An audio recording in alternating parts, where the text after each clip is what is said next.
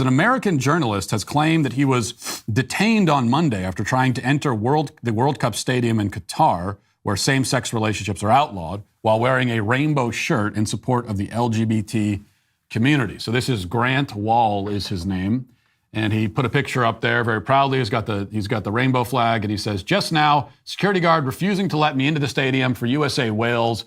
You have to change your shirt. It's not allowed," he says. He says that he was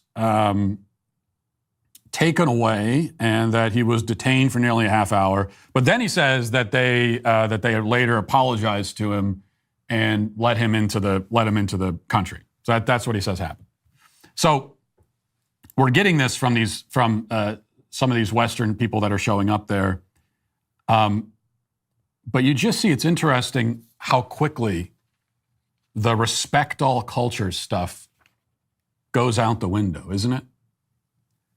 I mean, say what you want, but this is Qatar. It's their country. It's a non-Western, non-white country. And now you've got white people, white Westerners like Grant Wahl, showing up and saying, "I don't respect your customs. I don't respect your beliefs. I'm going to do what I want in your country. I'm going to tell you how you should run your country. Your laws don't mean anything to me because I'm the white Western guy. And I'll tell you, I will show up and be the arbiter of morality, the source of morality." It is a form of this kind of moral colonialism. And also, I do have to say, and there have been some, Qatari citizens who have spoken out about this. Here's one, for example, says, "As a Qatari, I'm proud of what happened. I don't know when will the Westerners realize that their values aren't universal. There are other cultures with different values that should be equally respected. Let's not forget that the West is not the spokesperson for humanity." I would agree that we just are not in a position to morally lecture anyone, I'm afraid to say.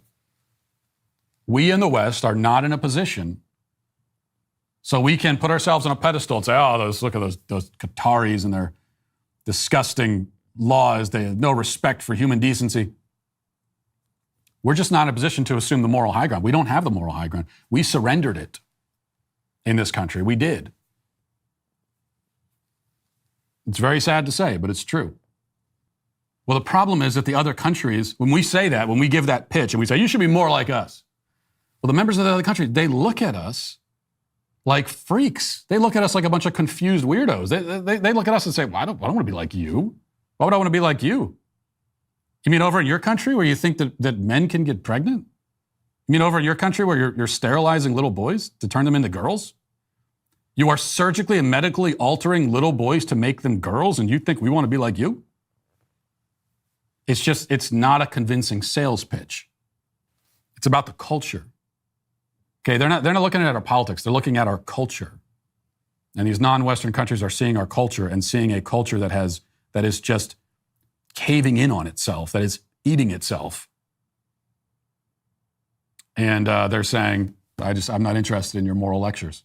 Can you blame them? I can't. I just can't.